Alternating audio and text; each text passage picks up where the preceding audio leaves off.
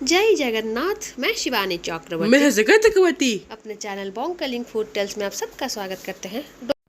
आज की हमारी वीडियो में हम जगन्नाथ मंदिर की एक सबसे प्रमुख और विलुप्त सेवा के बारे में बात करेंगे।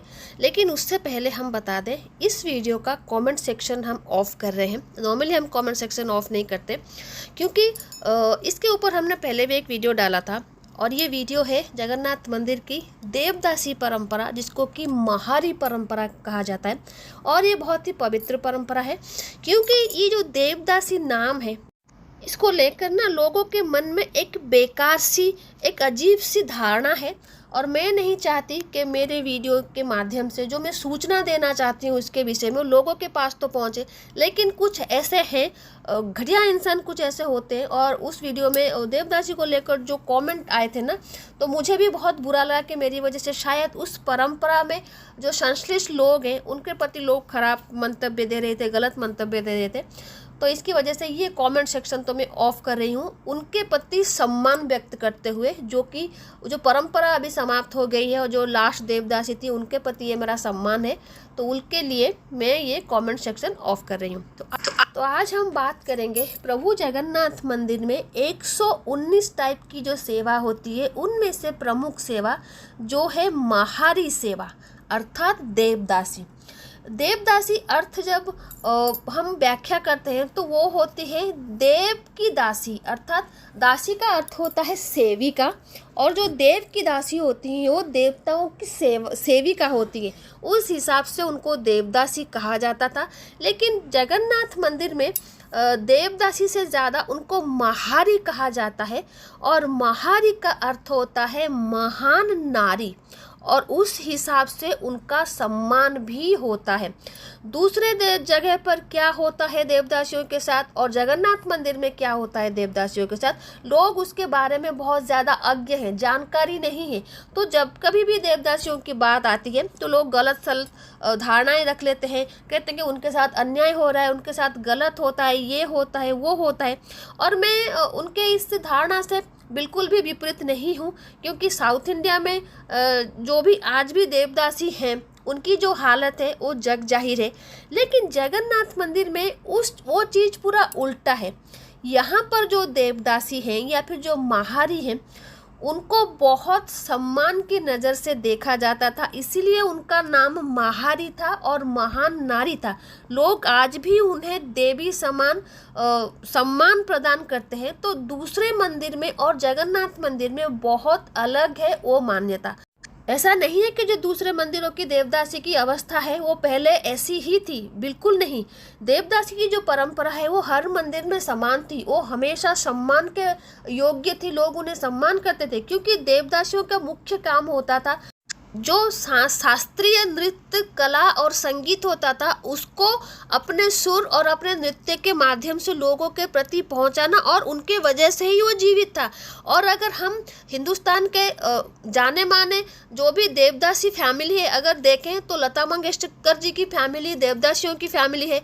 जो शुभलक्ष्मी थी, जो शास्त्रीय गायन में कितना बड़ा नाम था, उन जो कर्नाटकी संगीत गाती थी, और जो भारत रत्न भी है वो भी देवदासी फैमिली से है। तो वो उनकी परंपरा है, उनको बजाय रखे हैं उन्हें। और सबसे बड़ी बात, जो गीत गोविंद के रचयिता है श्री जयदेव जी, उनकी जो पत्नी थी वो देवदासी बनने के लिए उनकी माता पिता उन्हें जगन्नाथ मंदिर लेकर आए थे, और वो ब्राह्मण थी। ऐसा नहीं है कि किसी निचली जाति की कोई, सो कॉल्ड निचली जाति की कोई देवदासी बनती थी या किसी फोर्सफुली जगन्नाथ मंदिर में उनको बनाया जाता था, नहीं। लोग श्रद्धा से अपनी बेटी को जगन्नाथ जी की सेवा के लिए समर्पित करते थे। और जयदेव जी की पत्नी भी वहाँ पर देवदासी की सेवा देने के लिए आई थी, क्योंकि उनके माता पिता ने मन्नत किया था अगर उनकी बेटी होगी तो जगन्नाथ जी की सेवा करेगी। वो तो जगन्नाथ जी का स्वप्नादेश हुआ उनके माता पिता को, वो उनको लेकर जयदेव जी के साथ उनको विवाह करवाया। उसके बाद भी जब जयदेव जी गीत गोविंद गाया करते थे मंदिर में, वो उनके साथ नृत्य करती थी। उन्होंने नित्य सेवा मंदिर में दिया, लेकिन वो देवदासी बन के नहीं दिया, महारी बन के नहीं दिया, वो जयदेव की साथी बनकर उन्होंने मंदिर में वो सेवा दी, लेकिन वो देवदासी बनने के लिए आए थे। और देवदासियों की जो परंपरा है और देवदासियों के प्रति जो लोगों का धारणा है वो गलत नहीं है। देखिए, जब सोमनाथ मंदिर पे अटैक हुआ था ना, जो 1400 देवदासियां तब मंदिर पे थी, जो उस समय की उस प्रांत की शास्त्रीय नृत्य और गायन कला को जीवित रखे हुए थी। तो गजनी ने जब अटैक किया था, उसके बाद उन 1400 देवदासियों को ले जाके गजनी में उसने बेच दिया था। और उसके बाद भी जितने सारे मुस्लिम आक्रांता आए थे, वो सब खासकर दक्षिण भारत में जिनका प्रभाव ज़्यादा था, उनके प्रभाव में आकर हिंदू राजाओं ने भी देवदासियों के साथ गलत करना शुरू किया था। कुछ लोगों ने तो जनपद कल्याणी और देवदासियों के बीच का फर्क ही खत्म कर दिया था। देवदासी सिर्फ देवताओं की सेवा के लिए होती थी और जो शास्त्रीय गीत और संगीत होता था उसको बजाय रखती थी, लेकिन वो दूसरे प्रांत में होता था। उड़ीसा में ऐसा नहीं है, जगन्नाथ मंदिर में ऐसा नहीं है, क्योंकि जैसा हमने कहा कि उनको महारी कहा जाता था, अर्थात महान नारी, और वो उस सम्मान के पात्र थे। और जगन्नाथ मंदिर में उनका इतना काम होता था ना, तो उनके बिना जगन्नाथ मंदिर के बहुत सारी सेवा अधूरी सी लगती है। तो सबसे पहले जानते हैं जगन्नाथ मंदिर में ये सेवा कब से शुरू हुई है। तो जब जगन्नाथ संस्कृति में नृत्य संगीत का प्रचलन जो है वो अर्वाचीन नहीं है।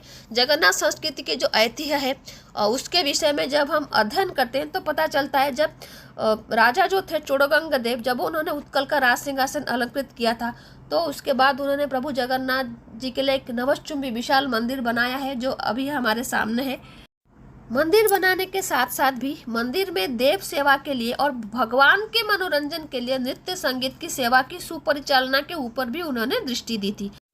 तो जब वो दाक्षिणात्य गए थे तो वहाँ पर नरसिंह मंदिर और श्री कुर्म मंदिर है वहाँ पर है, श्री कुर्मस्थ जो कुर्म मंदिर है वहाँ पर जो नृत्य गायन की शैली वहाँ पर होती, तो वही सेवा वो प्रभु जगन्नाथ जी के लिए देने के लिए सोचे। और उसके साथ साथ जो कुर्म में श्री कुर्म पीठ है वहाँ पर सानी संप्रदाय के बहुत विशेष संगीतज्ञ जो म्यूजिशियन थे, और उनके परिवार को पुरुषोत्तम खेत अर्थात पूरी लाए थे, और श्रीक्षेत्र में उनके लिए स्थायी वासस्थान जो जहाँ पर वो रहे वो करके वहाँ पर उनको रखा गया था। और वो श्री मंदिर में, जगन्नाथ मंदिर में नृत्य और संगीत की सेवा उन्होंने वहीं पर प्रचलन किया था। जो सानी संप्रदाय आए थे सबसे पहले उन्होंने ही यहाँ पर गायन और नृत्य शुरू किया था। इस तरीके की आवाज़ में हम बात कर रहे हैं, इसके लिए बहुत सॉरी, क्योंकि मुझे सर्दी लगी हुई है, बहुत अच्छा आवाज़ निकलता नहीं है। मुझे भी पता चल रहा है कि मेरी कितना रूखा मतलब आवाज़ निकल रहा है, तो उसके लिए सॉरी। पंडित नीलकंठ दास कहते हैं, जो ये सानी संप्रदाय के लोग यहाँ पर नाचने गाने के लिए आए थे, जो औरतें थी तो वही होती है श्री मंदिर की देवदासी, और वो उनको ही महारी कहा जाता था। और जब वो सबसे पहले यहाँ पर नाचने गाने के लिए आए थे, तब जगन्नाथ जी का नाट्य मंडप निर्माण नहीं संपूर्ण हुआ था, असंपूर्ण था। तो उनके लिए भगवान नरसिंह के मंदिर के सामने ही एक मंडप बना के और शिव विग्रह को वहाँ पर विराजमान करा के उनके सामने ही इन सानी संप्रदायों के महिलाओं के द्वारा नृत्य और संगीत की व्यवस्था की गई थी। और चोड़गंग देव जी के अंत के बाद गंग शासक जगन्नाथ प्राण महाराज अनंग भीमदेव नाट्य मंडप को संपूर्ण करवाकर उस मंडप में देवदासी नृत्य की प्रचलन की थी। और अनंग भीमदेव भी बहुत ही फेमस राजा थे। उड़िया सांस्कृतिक इतिहास को अगर अध्ययन करें तो पता चलता है, जब 16वीं शताब्दी के पहले भाग में श्री चैतन्य जी श्री क्षेत्र आए थे तो उनका प्रभाव इतना था, तो लोग श्री कृष्ण और जगन्नाथ दोनों को एकात्म समझने लगे। और तब के जो गजपति महाराज थे प्रताप रुद्रदेव, वो भी जो वैष्णव संप्रदाय के जो वो साधु थे श्री चैतन्य महाप्रभु जी, उनके शिष्यत्व ग्रहण कर लिए थे। और उनके प्रभाव में आकर श्री कृष्ण जी के बहुत सारे बाल लीला और भी कुछ लीलाएं उन्होंने श्री मंदिर में प्रचलन किए थे, जो कि पहले नहीं होते थे। जिस तरीके से भगवान श्री कृष्ण जी के जन्म से लेकर भगवान श्री कृष्ण जी की कंसवध तक जो लीला होती है, वो सब प्रताप रुद्रदेव जी के समय में ज़्यादातर लीलाएं वहाँ पर मंदिर में प्रचलन हुए थे। तो उसके साथ साथ देवदास की जो परंपरा होती है, जो नृत्य परंपरा होती है, उनको भी उन पर्व पर्वाणी के साथ ऐड कर दिया गया।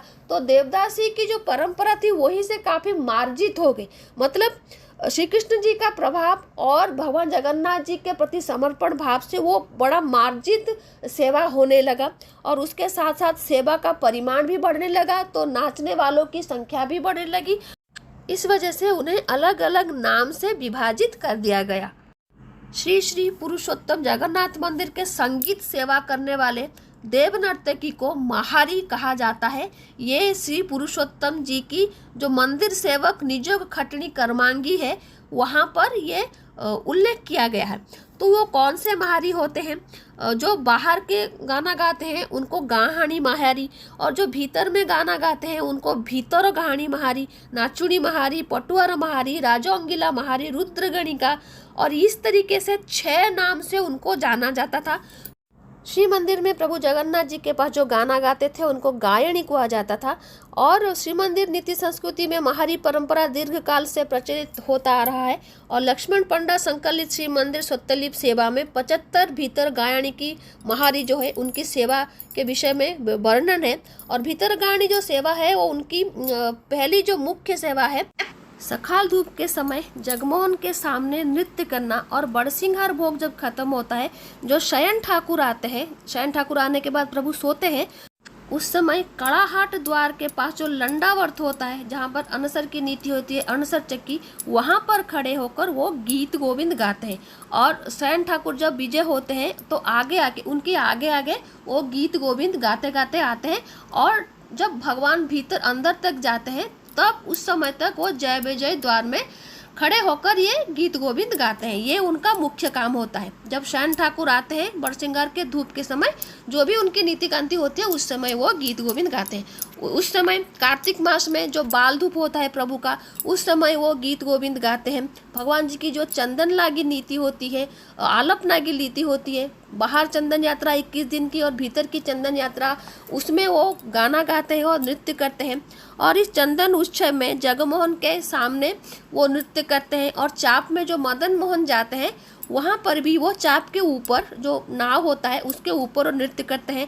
उसके बाद रुक्मिणी विवाह जब होता है और जब नीलाद्रि विजय होता है और आश्विन मास में श्री श्री विमला देवी के लिए स्पेशली माँ का जब धूप होता है उस समय वो माँ के लिए भी नृत्य करती है। माँ विमला जी को भी वो अपनी सेवा प्रदान करते हैं। और जो पटवार निकलता है, जब भी पटवार निकलता है वो जाकर उस पटवार में वो गाना गाते हैं और नाचते हैं। और माँ विमला जी की जब माजना होती है तब भी वो माँ के लिए गाना गाती हैं।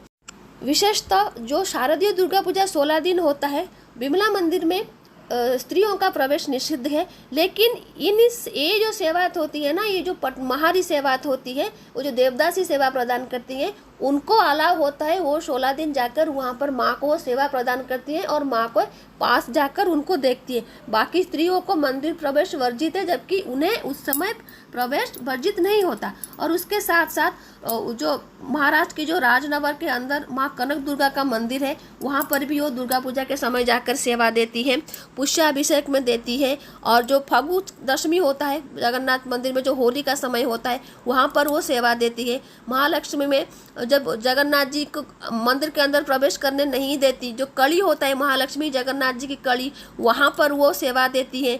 भगवान जी की जब मंदिर प्रवेश होता है, जब नीलाद्रि विजय के समय जो द्वार बंद होता है, वहाँ पर वो सेवा करते हैं। और सबसे मेन होता है उनका जो उलुल नेशन, जो हुलुल फैलाती है ना, वो शुभ ध्वनि होता है। वो ध्वनि अब मंदिर में सुनाई नहीं देती।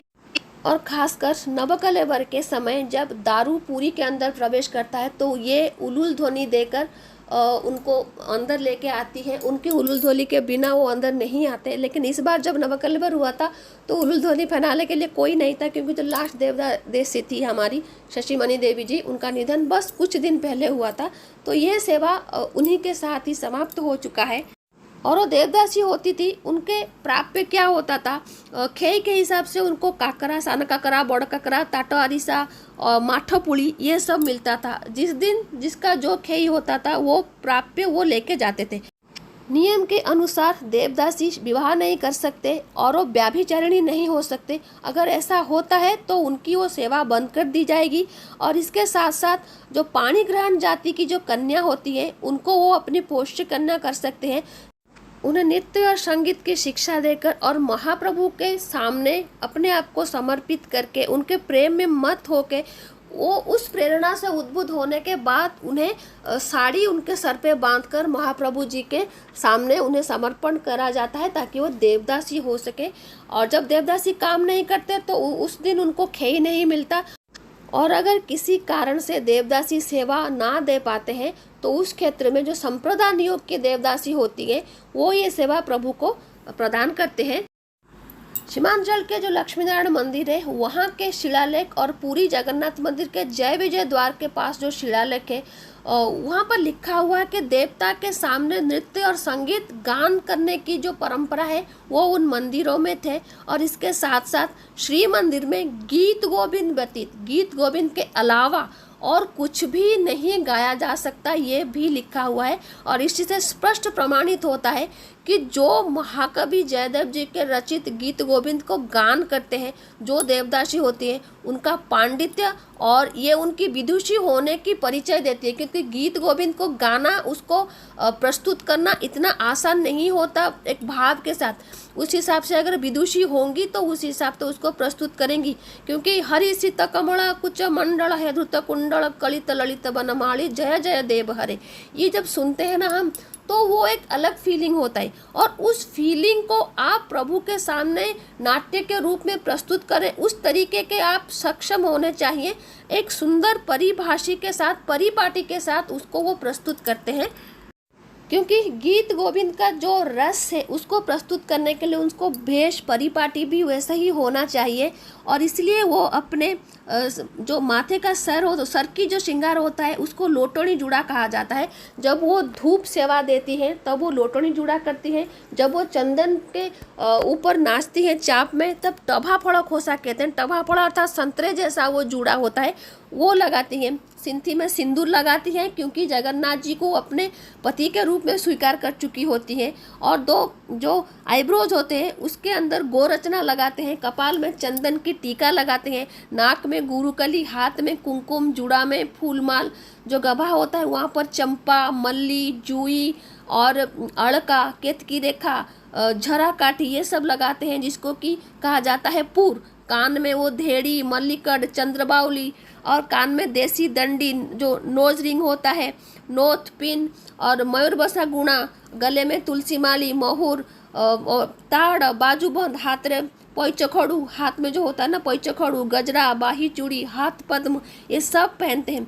और पैर में अंगूठी, हाथ में अंगूठी और जो पायल होता है वहाँ पर वो पहुड़ा पहनते हैं, बेंगो पाटिया पहनते हैं। वो उनकी एक अलग तरीके का श्रृंगार होता है और वो दूसरों से अलग मतलब प्रतीत होती है।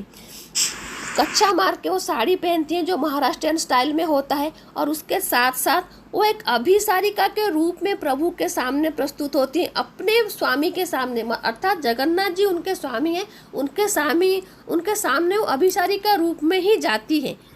गीत गोविंद के पद के साथ और जो वहाँ पर मृदंग होता था, पखाउज होता था, उसके धुन के साथ वो जो नाच होता था वो जगन्नाथ जी को बहुत प्रिय होता था। और बड़सिंगार धूप में ज़्यादा सबसे सुंदर मनमोहक दृश्य होता था जो अभी बंद हो गया है, अभी नहीं होता।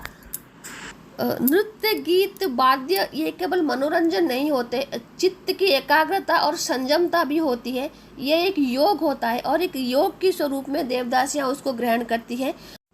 चंदन यात्रा, हेरा पंचमी और भगवान जगन्नाथ जी का विवाह, बाहुड़ा, ये सब समय में उनकी सेवा होती है। और जब श्री कृष्ण जी की जन्म होती है तो रोहिणी बनती है ना, वो देवदासी ही बनती है। और जो छोटा कृष्ण है उनको जो दूध प्रदान करना वो एक नारी प्रधान कार्य है, वो भी ये देवदासी ही करती है। और वहाँ पर प्रभु की प्रति उनकी भक्ति निष्ठा दिखती है। और जैसा हमने कहा प्राप्त के रूप में उनको माठो पुड़ी, मांडुआ, काकरा यही सब मिलता है। वो प्रभु की महारी है, वो महान नारी है जिसका भाव मंजरी भाव से आया है। और इसका अर्थ होता है महार्द, प्रभु का महार्द जैसे पवित्र होता है महारी। और उस समय में राजा, मठाधीश, जमींदार और जितने भी विशिष्ट आगंतुक होते थे उनके नज़र में वो महान नारी थे। दूसरे राज्यों में राजा देवदासियों के साथ पता नहीं क्या क्या करते थे, लेकिन यहाँ पर राजाओं के नज़र में वो एक महान नारी थी और जगन्नाथ जी की जो निर्माल्य होता है ना, उसकी तरह वो पवित्र थी। इस शताब्दी की आधे समय तक तो पैसों की अभाव और प्रोत्साहन के अभाव के बावजूद भी ये देवदासी परंपरा चली आ रही थी। और श्री मंदिर में जितनी सारे विलुप्त सेवा है उनमें से देवदासी सेवा एक थी, जो कि शशिमणि देवी जी के देहांत के साथ साथ पूरी तरीके से बंद हो चुकी है। भगवान के प्रति समस्त सेवा भक्ति जो प्राण होता है ना, उसका निदर्शन होता है। इसमें साजुज्य मुक्ति होता है, तो पाने से ज़्यादा देने का भाव इसमें होता है। और देवदासी और जो महारी सेवा उसी तरीके की एक सेवा है। प्रभु की जो दैनंदिन सेवा, पूजा, भोग, नीतिकांति और रात्रि की जो सेवा होती है, उसमें देवदासी प्रथा का पुनः प्रचलन और आग्रही जो जितने सारे सेविका हैं उनको अनुमति प्रदान, वो एक नया इतिहास सृष्टि कर सकता है। क्योंकि बहुत आशाई है। अभी अगर मतलब गवर्नमेंट या मंदिर प्रशासन कह दे कि कोई महारी बनना चाहता है तो लाइन लग जाएगी। आपने रथ में देखा होगा, और इस साल भी रथ में देखेंगे कि कितनी सारी महिलाएं महारी के वेश में नृत्य करती हैं और उन्होंने भगवान के पास अपने आप को समर्पित कर दिया है, उनको अपने स्वामी के रूप में स्वीकार कर लिया है। तो अगर जगन्नाथ मंदिर कभी ये परंपरा मतलब फिर से आरंभ करने की कोशिश करता है, तो ये जगन्नाथ मंदिर के विलुप्त हुए एक परंपरा को उज्जीवित करने के समान होगा। और जो लोग देवदासियों को अलग रूप में देखते हैं वो देखें, अपनी धारणा अपने पास रखें। अगर कोई देवदासी के विषय में, जगन्नाथ जी के देवदासी के विषय में जानना चाहता है तो जगन्नाथ धाम आए, यहाँ पर ज्ञान आहरण करें, उसके बाद कोई जजमेंट पास करें। उससे पहले किसी भी प्रथा, मंदिर की प्रथा परंपरा को गलत अवधारणा ना रखें। मंदिर की चीज़ें आजकल ऐसा हो गया है कि मंदिर की चीज़ है तो गलत ही होगा, बिल्कुल गलत नहीं है।